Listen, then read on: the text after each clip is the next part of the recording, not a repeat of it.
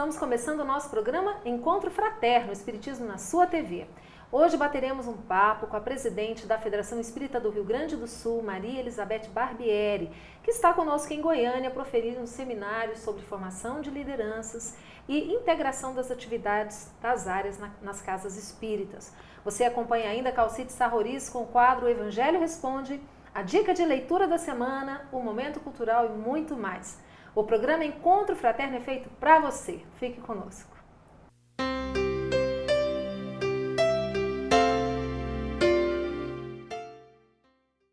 Hoje temos a alegria, a satisfação de receber pela primeira vez no programa Encontro Fraterno a nossa amiga Beth, Maria Elizabeth Barbieri. Beth, muito bem-vinda a Goiânia ao programa Encontro Fraterno. Muito obrigada, Ivana. Acredito que para nós também estarmos aqui é uma alegria muito grande. E nós vamos conversar um pouquinho hoje sobre a justiça divina. Nós sempre falamos, né, Beth, aprendemos que Deus é nosso Pai, de infinita bondade, de infinita justiça. Mas, no entanto, nós observamos a quantidade de sofrimento que existe no mundo, né? Quantos de nós passamos por situações extremamente aflitivas que nos causam grandes dores? Jesus já nos alertava que a felicidade não é deste mundo. Mas por que nós ainda não conseguimos ser felizes? Nós temos, historicamente, um perfil de rebeldia. Cumprir a lei, para nós, é um grande desafio, né, Ivana? E cumprirmos a lei de Deus, irmos aos poucos, nos ajustando à sua proposta, é um desafio maior ainda. Por quê? Porque o cumprimento da lei divina pressupõe disciplina, pressupõe a superação dos nossos impulsos primitivos, pressupõe adquirirmos hábitos saudáveis, cumprirmos deveres e respeitarmos o direito do próximo. Isto são elementos indissociáveis do cumprimento da lei. Enquanto nós não conseguimos cumprir esta lei, como ela é imutável e ela não se ajusta à nossa ótica deficiente, nós vamos recolhendo sofrimentos. Por quê? Porque estamos trabalhando na contramão da lei, podemos dizer assim. No momento em que nós vamos nos ajustando à lei divina, em que nós vamos reduzindo os nossos hábitos viciosos, em que nós vamos desenvolvendo condições de nos tornarmos saudáveis espiritualmente, moralmente, nós também vamos adquirindo a saúde física, vamos nos reharmonizando com a lei divina e os sofrimentos tendem a ir desaparecendo. Beth, nós podemos considerar também que, como nós somos todos pessoas diferentes, né, cada um de nós tem um determinado limite, uma determinada resistência ao sofrimento. Porque muitas vezes aquilo que causa muita dor em alguém e a pessoa tem uma dificuldade enorme em lidar com aquela situação, para o outro não, o outro consegue lidar com uma certa tranquilidade e atravessar melhor aquele sofrimento. Isso se deve a quê? A vontade. A vontade é a grande alavanca de todos os esforços que fazemos. Então, alguns já somos capazes de fazer com um menor custo emocional o esforço, mas não significa que ele não tenha empreendido um potencial de vontade gigantesco até desenvolver essa capacidade. Nenhum de nós vem desprovido para enfrentar os sofrimentos. É que como nós temos a liberdade de agir, de pensar, o livre-arbítrio, alguns escolhemos mobilizarmos a nossa vontade no sentido de superar, dar uma resposta construtiva, educativa às nossas dores. Outros não. Outros escolhemos nos acomodarmos, nos vitimizarmos, ou empreendermos os nossos esforços no sentido de nos justificarmos perante as dores e perante os sofrimentos. Então, a chave desta questão está no próprio ser humano. Nós somos os agentes mobilizadores da vontade e à medida em que mobilizamos a nossa vontade, nós vamos aumentando a nossa condição de trabalharmos melhor com os nossos sofrimentos e as nossas dores. Nós aprendemos também, né, quando Jesus, novamente reportando a Jesus, quando ele nos diz que a felicidade não é deste mundo. E nós muitas vezes passamos por situações de sofrimento e ouvimos de muitos companheiros o seguinte: a dor, ela educa, a dor, ela reajusta. É preciso que haja sofrimento para que haja evolução? Você vai responder para nós daqui a pouquinho, depois do nosso intervalo. Voltamos já.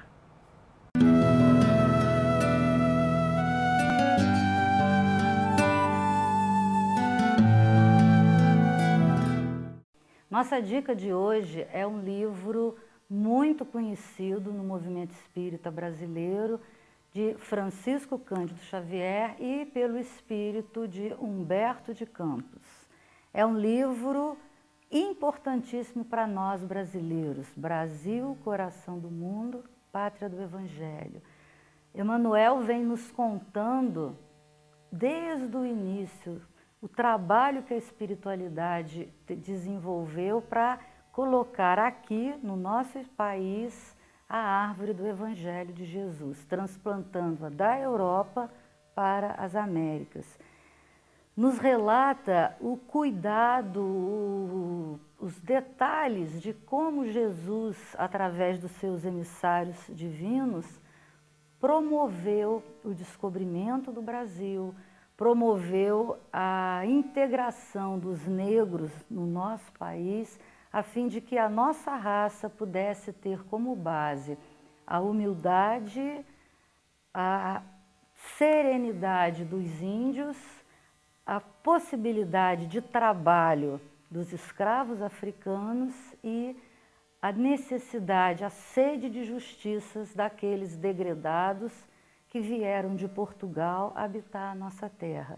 Então é um livro muito interessante que todo espírita deve ler, deve estudá-lo, para que nós possamos realmente, no futuro, nos tornarmos aqueles habitantes da pátria do Evangelho. Leiam Brasil, coração do mundo, pátria do Evangelho. Uma leitura edificante e que nos traz conforto e esperança nos desígnios do nosso país.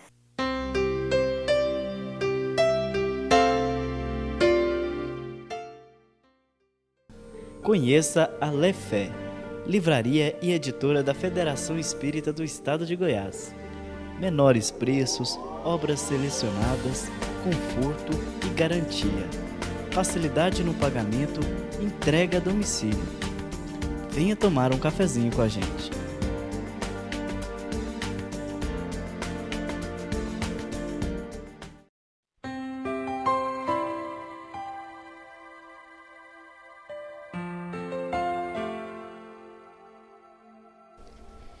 Os males da humanidade provêm da imperfeição dos homens. Pelos seus vícios é que eles se prejudicam uns aos outros. Enquanto forem viciosos, serão infelizes, porque a luta dos interesses gerará constantes misérias.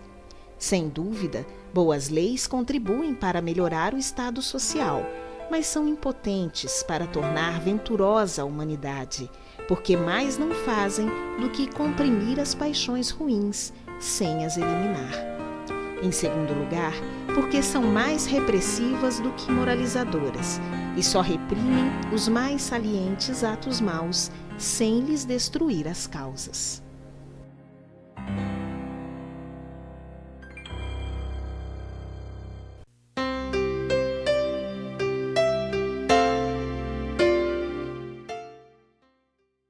Estamos de volta hoje falando sobre justiça divina, justiça das aflições, com a Maria Elizabeth Barbieri, a Beth, nossa amiga da Federação Espírita do Rio Grande do Sul. Beth, então falávamos agora, antes do nosso intervalo, né, sobre essa questão da necessidade da dor para a nossa evolução. É preciso sofrer para evoluir? A dor e o sofrimento, eles têm conotações diferentes. A dor, ela é um desconforto, uma desacomodação. O sofrimento é uma cronificação da dor. É quando a dor se torna patológica, ela me traz sofrimento. Nós temos a dor evolução, que é aquela dor que nos desafia ante alguma coisa que nós não conhecemos, que nós ainda não experimentamos e que, frente a essa dor, nós vamos buscar uma solução e vamos crescer com essa dor. Tem a dor expiação, que é aquela dor que já se transforma em sofrimento. Por quê? Porque ela é uma dor que origina-se em um processo de agressão à lei divina. Quando eu estou sofrendo uma dor, que essa dor é expiação, eu posso me perguntar por que estou sofrendo. Quando a dor é evolução, eu posso me perguntar para que eu estou sofrendo. E os espíritos dizem que nós conseguimos diferenciar uma dor evolução de uma dor expiação, porque a dor evolução, não raro nós a suportamos e nós passamos por ela com maior resignação, porque é algo escolhido. Como eu quero me fortalecer para uma ação onde eu vou necessitar de um maior conhecimento, de maior força, maior fibra, então eu escolho passar por aquela prova. E aí eu vou passar com mais resignação. As dores e expiações, não raro, isso não é geral, mas não raro elas vêm acompanhadas da revolta. Mas sofrer não é necessário, sofrer é uma escolha. E nem sempre também nós precisamos das dores mesmo para evoluir. Há momentos em que nós podemos evoluir dentro da proposta da lei divina, que é de amor. A dor ela vem como um despertamento.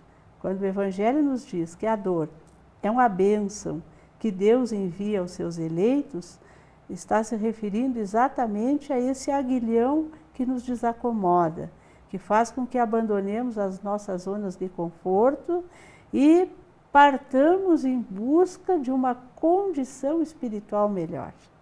Mas não é o único mecanismo de evolução. Quando você fala da questão do amor, né? O amor que cobre a multidão dos pecados, o fato de nós nos envolvermos com atividades de assistência ao nosso próximo, de auxílio aos nossos irmãos, isso pode ser um lenitivo para a nossa dor, ou isso pode ser até um fator que faça com que eu veja que aquilo que talvez para mim que era uma dor enorme, diante da situação do outro, se torne algo, de repente, pequeno? Me parece que essa questão de nós encontrarmos a felicidade e a plenitude na caridade, no auxílio ao próximo, ela consagra essa frase do Eclesiastes, que a felicidade não é deste mundo. Significa, não está nas coisas deste mundo, não está nas questões materiais, no ter dinheiro, no ter conforto, que é muito bom, traz bem-estar, mas não traz uma felicidade plena. A felicidade não é deste mundo. Então, de qual mundo ela é? Ela é do mundo espiritual, ou seja, das coisas do Espírito. E dentre as coisas do Espírito, nós vamos encontrar o movimento que nós fazemos em direção ao próximo, de socorro, de auxílio, de amparo, de consolo das suas dores. É uma forma de lograrmos felicidade. Nós vamos então para um breve intervalo, mas quando voltarmos, queremos falar um pouco sobre as tragédias coletivas, qual a que tivemos no Brasil recentemente em Santa Maria. Nós voltamos já já.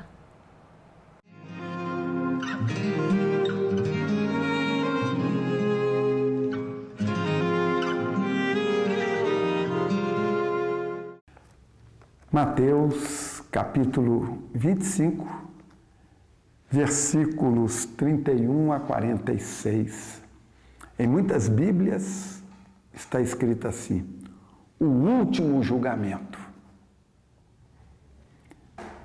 E segue o que está, o ensino que Jesus deixou. Quando o Filho do Homem vier em sua glória, se assentará no trono da sua glória e reunirão na sua presença todas as nações. E ele separará as ovelhas dos bodes e haverá um julgamento. Quando Jesus vier em sua glória, para nós o que quer dizer isso? Jesus vier em sua glória. Porque há muita gente que imagina que Jesus virá se jaquitando. Jesus virá com empáfia.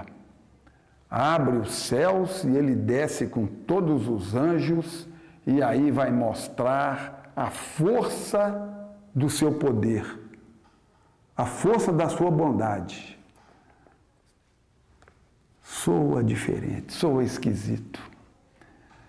Não dá para entender Jesus orgulhoso, se jaquitando, fazendo os seus anjos humilhar um bando de derrotados, porque todo aquele que usa a sua inferioridade já está derrotado por si mesmo. Não precisa que Jesus venha. É preciso que a gente resgate um pouco os ensinamentos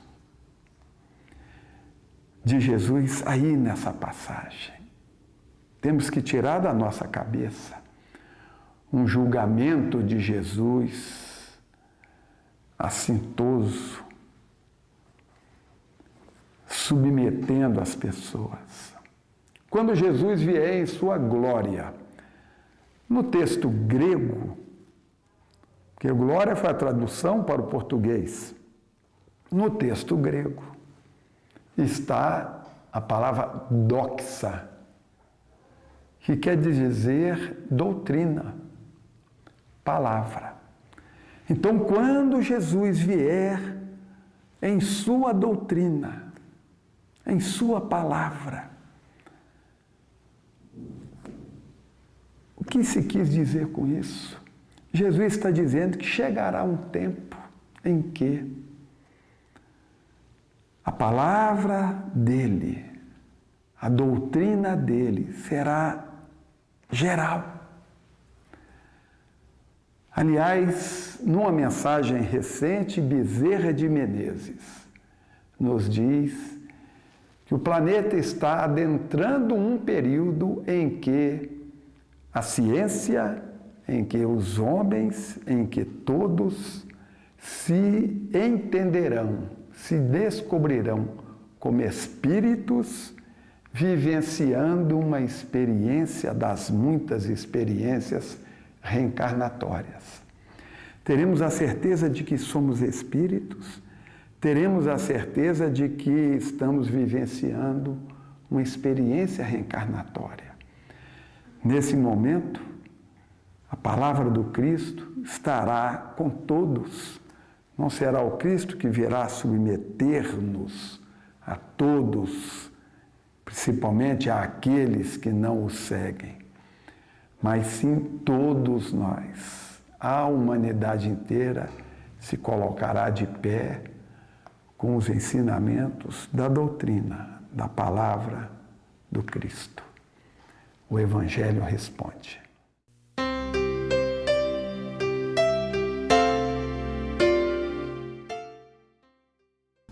Conheça a Lefé, livraria e editora da Federação Espírita do Estado de Goiás. Menores preços, obras selecionadas, conforto e garantia. Facilidade no pagamento, entrega a domicílio. Venha tomar um cafezinho com a gente.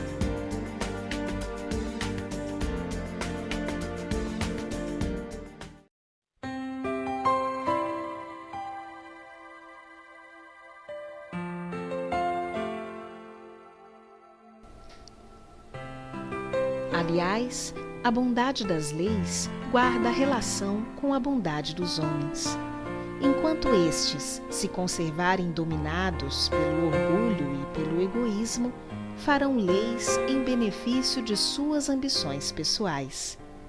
A lei civil apenas modifica a superfície.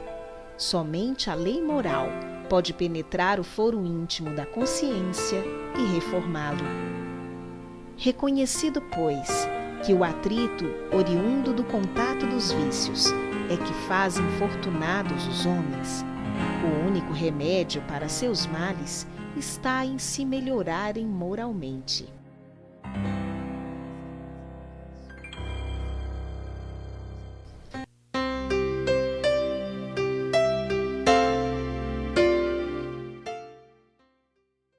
Estamos de volta hoje falando sobre a justiça divina, a justiça das aflições, conversando com Maria Elizabeth Barbieri, presidente da Federação Espírita do Rio Grande do Sul. Beth, nós tivemos no Brasil, né, há pouco tempo, recentemente, uma grande tragédia, né, que comoveu com certeza, eu creio que não só os brasileiros, mas todo mundo, diante daquela situação, né, do incêndio do Aboate em Santa Maria, onde tantos jovens ali desencarnaram de forma, não é, tão sofrida. E nesse momento, diante desse sofrimento, que é um sofrimento de todos, mas especialmente dos familiares, dos envolvidos diretamente, o que o Espiritismo pode trazer no sentido de trazer consolo para essas famílias? Ainda hoje é difícil a gente falar dessa tragédia de Santa Maria sem ter um nó assim na garganta, né? Mas a doutrina espírita, o movimento espírita em Santa Maria, ele tem uma pujança muito grande.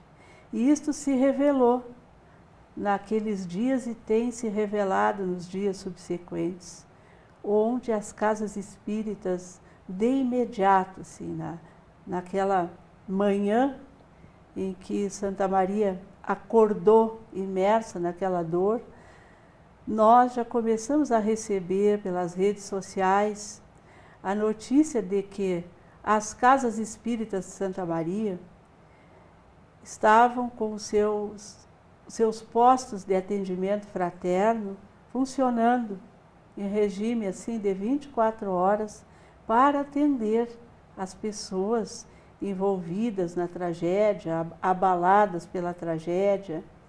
E o que se viu também naquela semana seguinte, nós estivemos em Santa Maria, a diretoria executiva da Federação se deslocou para lá para levar apoio aos nossos trabalhadores do movimento espírita envolvidos no atendimento à comunidade santamariense.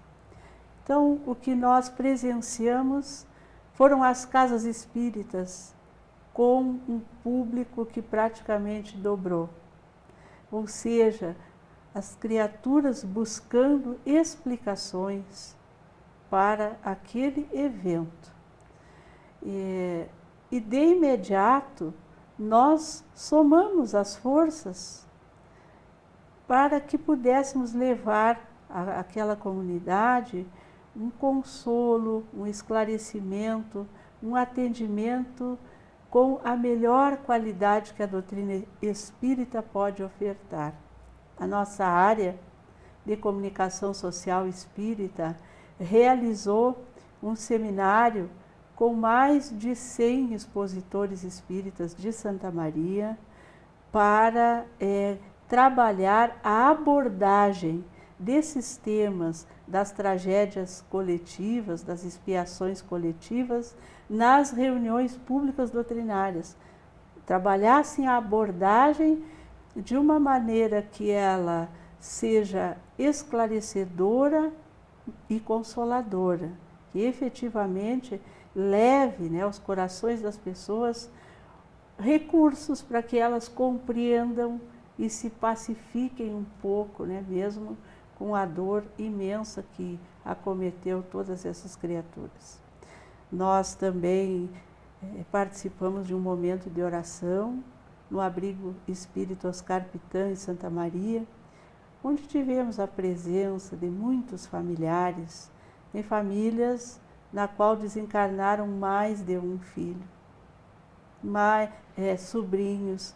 Então, foi um momento que nos ensinou muito e nos mostra verdadeiramente que a doutrina espírita é o Consolador prometido, porque só ela tem respostas para quem sofre, se envolve, né, atingido por uma tragédia dessas dimensões.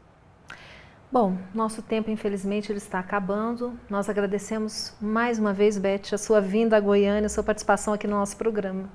Muito obrigada, Ivana. Nós é que estamos muito gratos a essa oportunidade. E para você que nos assiste, uma forma de saber mais sobre esse assunto e outros assuntos relacionados à vida, as questões que nos afligem, que nos angustiam, procurem a doutrina espírita. A obra espírita traz todas as respostas para essas nossas indagações. Fiquem com Deus, uma ótima semana a todos e até semana que vem.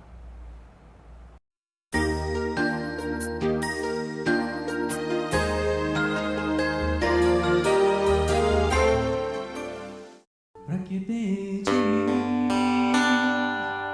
se Ele sabe de tudo que preciso? Pra que reclamar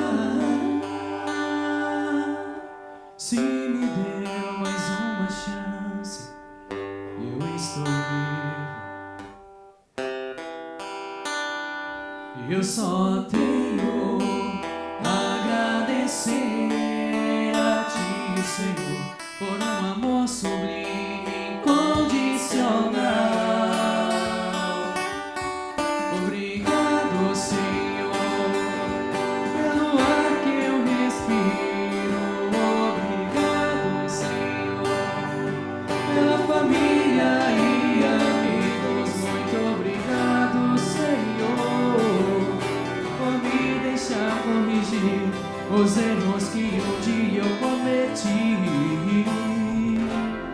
Muito obrigado, Senhor.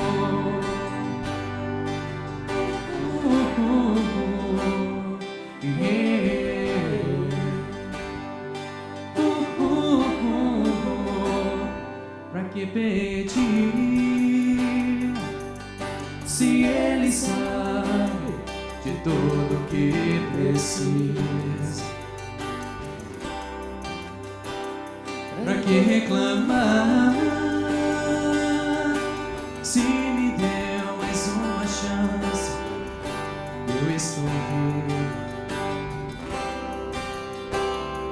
Eu só tenho a agradecer a Ti, Senhor, por um amor sublime, incondicional. Obrigado, Senhor, pelo ar que eu respiro. Obrigado, Senhor, pela família e amigos. Muito obrigado, Senhor, por me deixar corrigir os erros que um dia eu cometi. Muito obrigado, Senhor, pelo pão de cada dia, pela saúde e alegria, e por poder cantar, e por poder sonhar.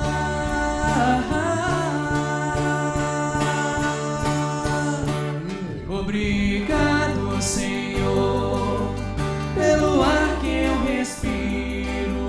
Obrigado, Senhor, pela família e amigos. Muito obrigado, Senhor, por me deixar corrigir os erros que um dia eu cometi. Muito obrigado, Senhor.